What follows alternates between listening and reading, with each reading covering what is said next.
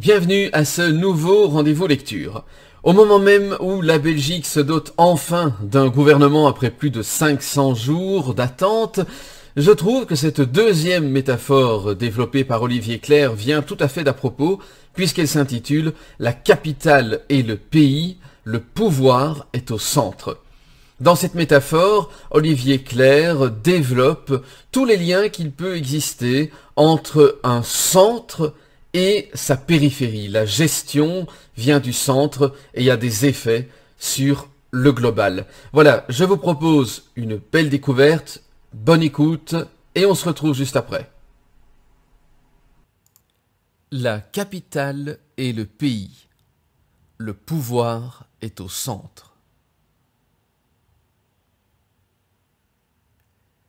Autrefois, lorsqu'un seigneur lançait ses troupes à l'assaut d'un autre pays, il n'essayait pas de le conquérir village par village et ville par ville, ce qui aurait pris un temps considérable et épuisé inutilement son armée. Il s'efforçait de prendre au plus vite la capitale, de caput, la tête, siège du gouvernement et des instances dirigeantes du pays. Une fois la capitale tombée, dans la majorité des cas, le pays décapité se rendait et se soumettait au vainqueur. Ensuite, depuis le centre dont il s'était emparé, le nouveau seigneur imposait sa loi, sa religion et ses idées à tout le territoire et au peuple ainsi conquis. Cette stratégie est l'application militaire d'un principe très général. Tout part du centre, de sorte qu'en contrôlant le centre, on contrôle toutes les parties qui en dépendent. C'est au centre que se trouve le pouvoir, c'est du centre que partent les ordres, c'est le centre qui informe, influence, organise, ordonne, dicte le sens. Au squash, par exemple, le joueur qui tient le centre du court a l'avantage. Il peut balader son adversaire aux quatre coins du terrain, le forçant à courir en tous sens et à s'épuiser, tout en minimisant ses propres déplacements et ses efforts. Il en va de même dans d'autres sports à deux ou en équipe, où la victoire dépend en grande partie d'une bonne maîtrise du centre du terrain. De même aux échecs. En début de partie, en particulier, il est crucial de prendre le contrôle du centre de l'échiquier. On peut à la fois mieux attaquer son opposant, les pièces principales ont toute latitude de bouger dans toutes les directions, et mieux protéger ses propres pièces, vers lesquelles il est également possible de revenir rapidement au besoin. En matière de communication, maîtrisent le centre ceux qui contrôlent ou détiennent les médias. Un grand quotidien ou une chaîne de télévision, par exemple, assure un pouvoir et une influence considérables sur les centaines de milliers ou les millions d'individus qui s'y réfèrent. Ce n'est pas un hasard si les directions des chaînes de télévision et de radio, mais aussi de la presse, figurent parmi les premières cibles contrôlées lors d'un coup d'État. De ces centres névralgiques, il est possible de maîtriser toute l'information qui parvient à l'ensemble de la population. De manière analogue, si l'on assiste depuis quelques années à une telle concentration des médias en un très petit nombre de mains dans le monde, c'est précisément pour accroître encore ce pouvoir et ce contrôle dont certains doivent rêver qu'ils ne dépendent un jour plus que d'un seul centre, quitte à conserver une diversité de façades, plusieurs titres, plusieurs chaînes, en réalité aux mains d'une seule et même direction. Internet présente heureusement un contrepoids à cette centralisation, bien que la multiplicité des informations qu'il présente et leur ordre tendent à en minimiser l'impact par rapport aux gros médias en place. Cette prise de contrôle du centre se retrouve dans d'autres domaines très différents. En physique, par exemple, la recherche s'est concentrée depuis longtemps sur ce qu'il y a de plus central dans la matière, l'atome.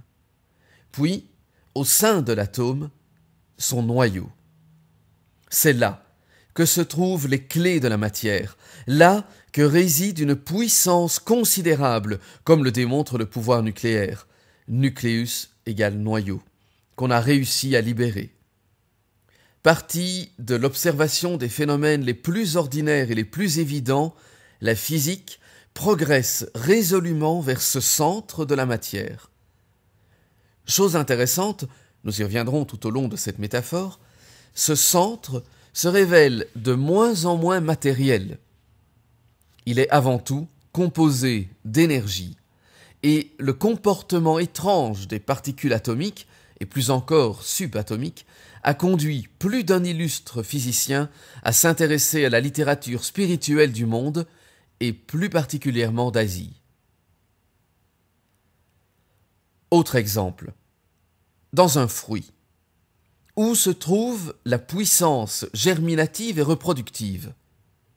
Dans le noyau, encore une fois, dans les pépins. Pas dans la peau ni dans la chair.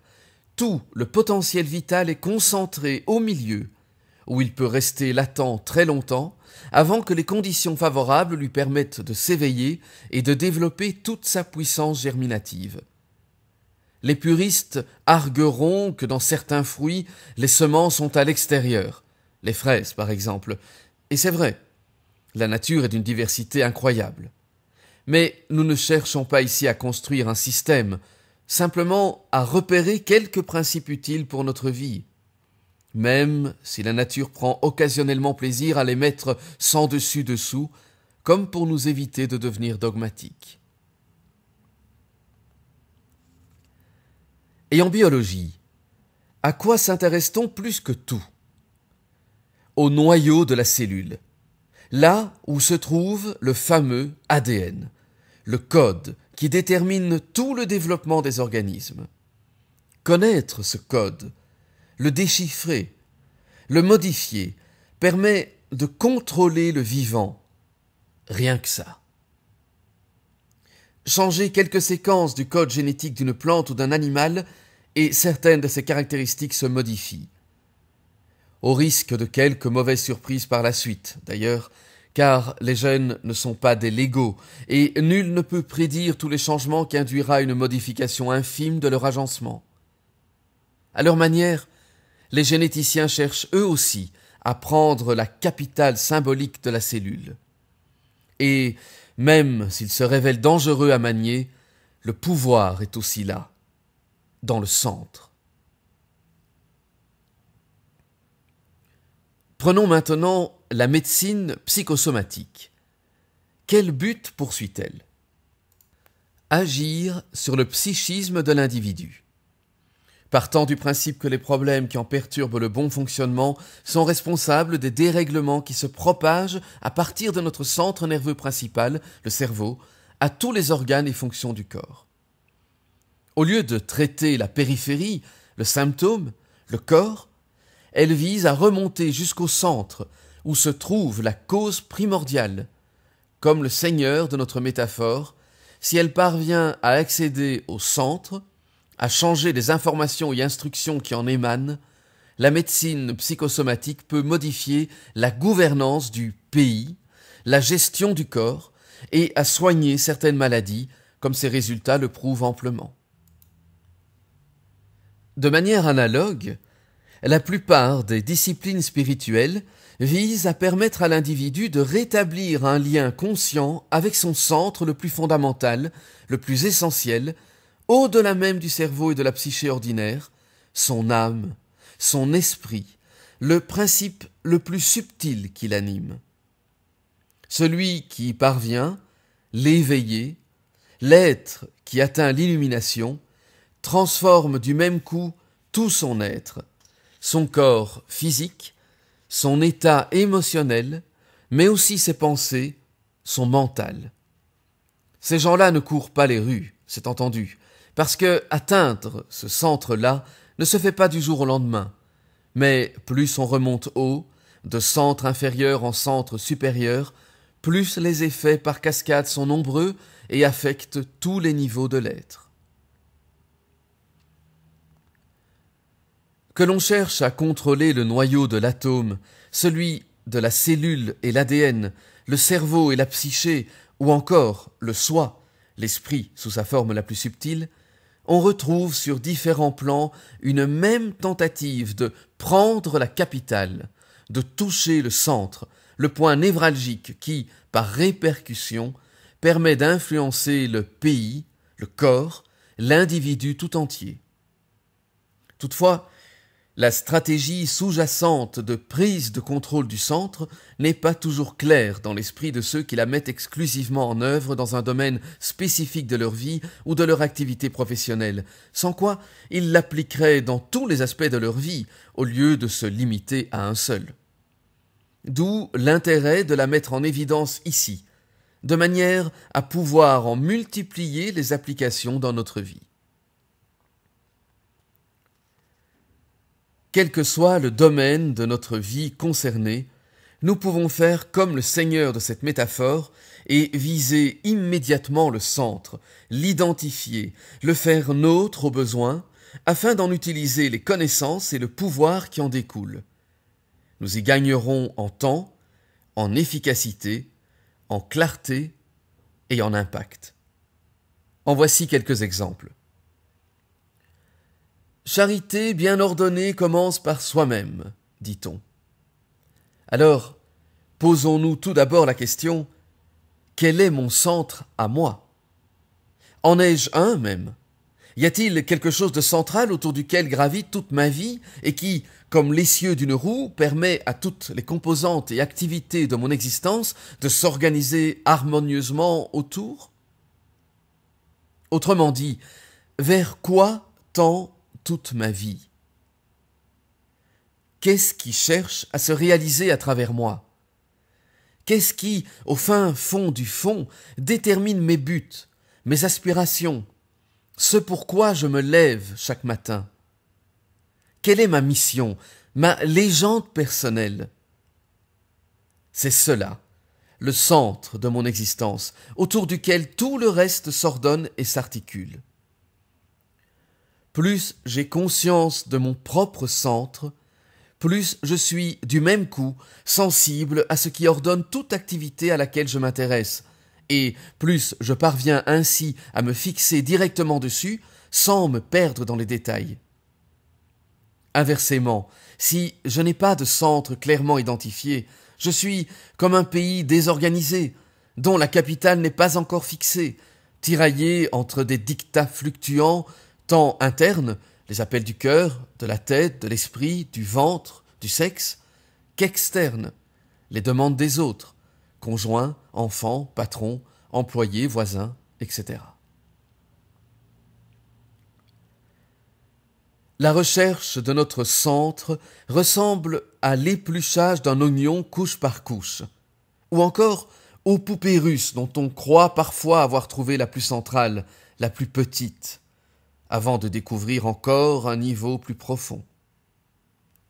Par exemple, je peux estimer que mon centre est ma réussite professionnelle et organiser mes contacts, mes loisirs, toutes mes activités, de manière à ce que tout concourt à me faire avancer dans ma carrière. Mais, comme une roue dont l'essieu ne serait pas parfaitement au milieu et qui, dès lors, lui imprimerait une rotation chaotique, je découvrirai sans doute par la suite que ce centre-là déséquilibre d'autres aspects de mon existence, comme ma vie familiale par exemple. Je peux alors faire de mon épanouissement, à la fois professionnel et privé, mon nouveau centre, avant de découvrir, peut-être, qu'il a certes apporté des améliorations, mais qu'il est trop personnel et néglige la dimension collective, la société dans laquelle je vis, dont je ne suis pas le centre. Et ainsi de suite, de cercle en cercle toujours plus large, en quête d'un centre toujours plus profond, plus équilibré.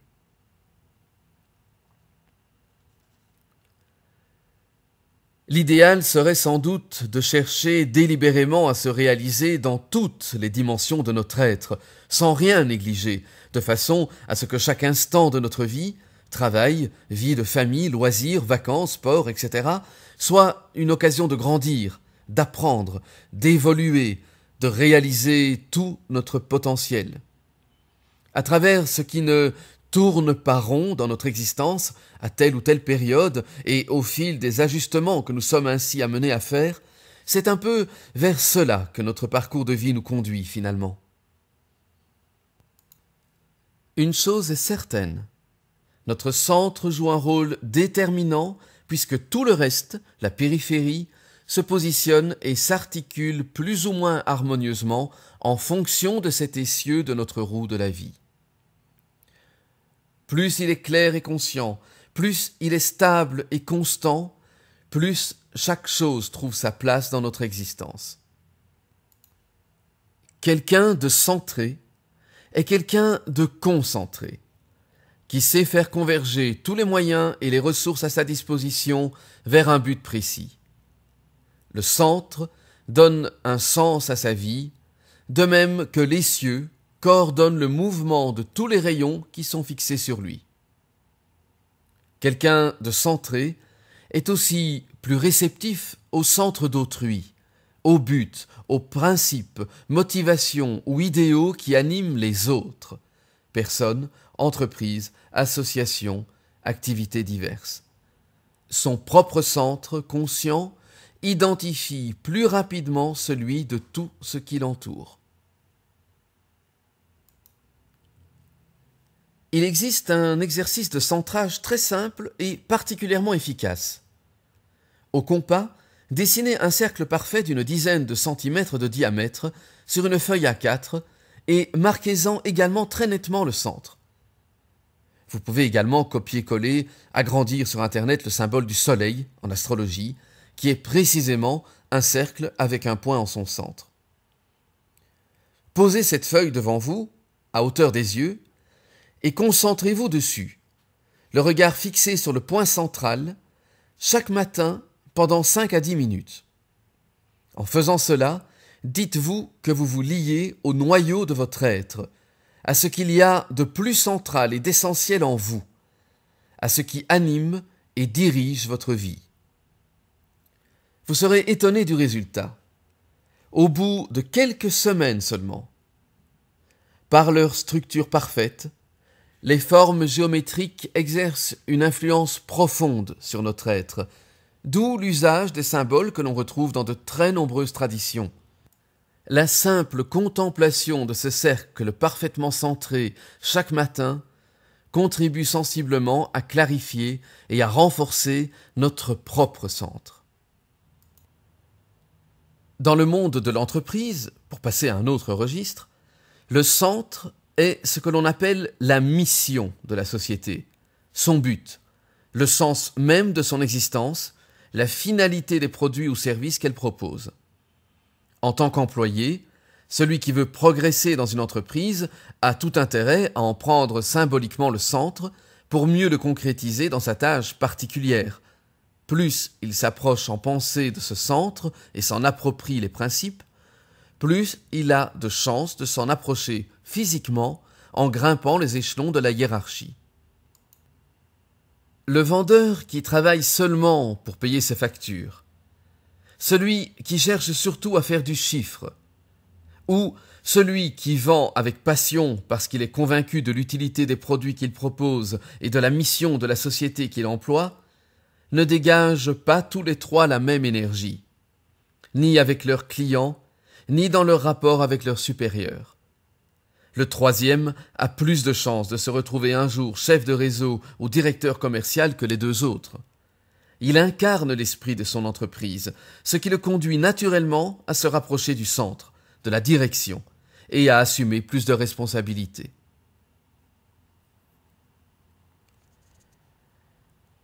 Dans un corps humain, chaque cellule contient de l'ADN, cette double hélice dans laquelle est inscrit le code de notre être, c'est-à-dire l'essence même de ce que nous sommes. De manière analogue, Une entreprise performante est celle où chaque employé, et pas seulement la direction ou les responsables, à tous les échelons de la société, est porteur de son ADN, c'est-à-dire du sens et de la mission de cette entreprise. C'est précisément le rôle des dirigeants de faire en sorte que chacun, quelle que soit sa tâche, se sente une expression de ce but, se l'approprie et en imprègne son travail. C'est ce qui donne force, unité et cohésion à leur société. Une entreprise harmonieuse et efficace est comme une roue dont tous les rayons sont directement rattachés au moyeu, c'est-à-dire à ce qui en ordonne le mouvement, l'action. Que l'on parle de l'ADN au cœur de la cellule, de l'énergie nucléaire au centre de l'atome, des objectifs et idéaux personnels qui dirigent notre vie ou de la mission d'une entreprise, on constate que le centre possède chaque fois une particularité spécifique qui le distingue de ce qui l'ordonne. En effet, le centre représente toujours l'esprit, l'énergie, l'information, le sens qui vient ordonner la matière, la structure, la forme. L'ADN, c'est l'information qui régit tout l'organisme. L'énergie nucléaire, c'est la force qui ordonne la matière. La mission d'une entreprise, c'est le sens qui détermine son activité. Les buts et idéaux que je me fixe, ce sont les axes autour desquels je choisis d'organiser ma vie. Chercher le centre, vouloir le conquérir, le posséder, c'est aller à l'essentiel, à l'énergie, à la force, l'esprit qui anime les choses. C'est remonter vers ce qu'il y a de plus subtil, de plus spirituel, de plus intangible, ce dont tout le reste dépend. Quel est le moteur de notre corps, de nos muscles de chair? Un courant électrique qui les parcourt, beaucoup plus subtil, émis par le cerveau. Qu'est-ce qui active à son tour ce courant? Une pensée, une envie, une intention, c'est-à-dire quelque chose d'encore plus intangible que l'électricité.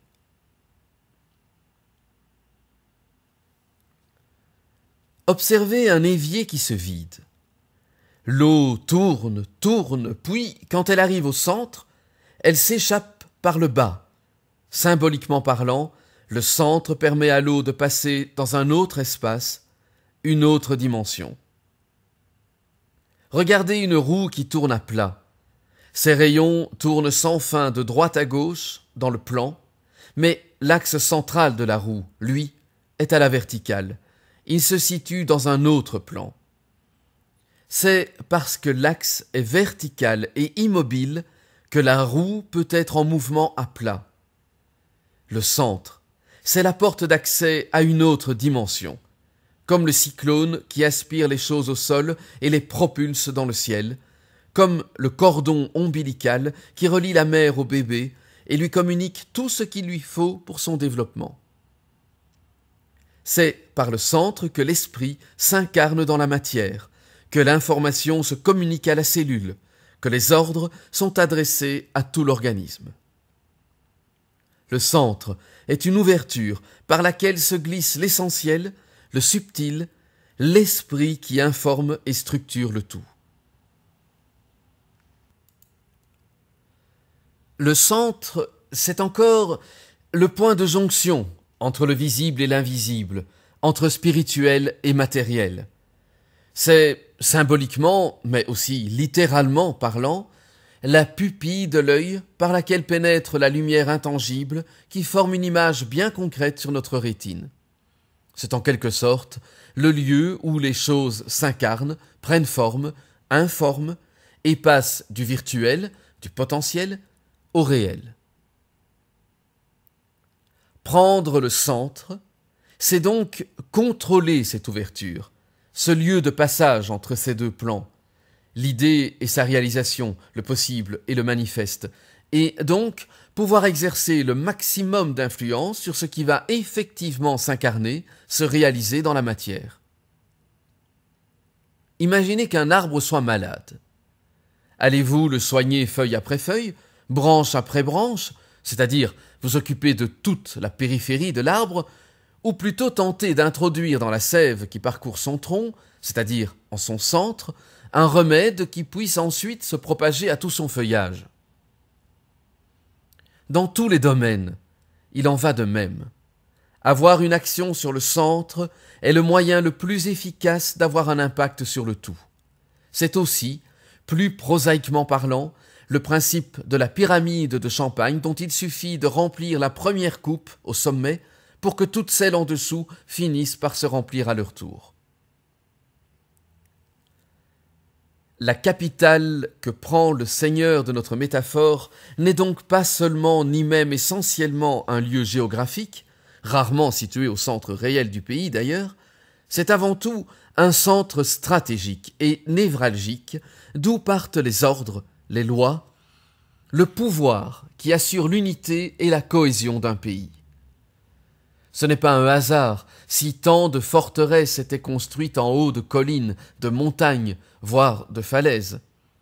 Le pouvoir vient d'en haut. Pour l'acquérir, on en gravit les échelons. Le sens aussi vient d'en haut. On s'élève pour chercher un sens à sa vie, à ce qu'on fait. Le pouvoir, le centre, le sens.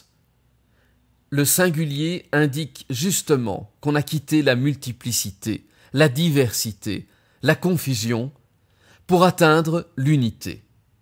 La recherche du centre est la quête de la source, de l'origine, du point d'où découle tout le reste, la multitude, la pluralité.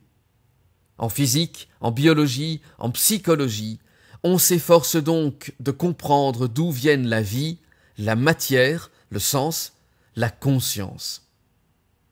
Et cette quête va du complexe au simple, des faits aux lois, des effets multiples à des causes moins nombreuses, jusqu'au principe premier. Notons d'ailleurs que cette quête du centre, des centres successifs toujours plus élevés, apporte à terme bien plus que la maîtrise d'un domaine particulier, aussi intéressante soit-elle. En effet, comme nous l'avons vu, il s'agit d'une quête spirituelle, puisqu'elle nous conduit dans toute situation, dans tout système, partout, à rechercher l'esprit qui anime les choses et les êtres, à discerner leur énergie, leur dimension subtile.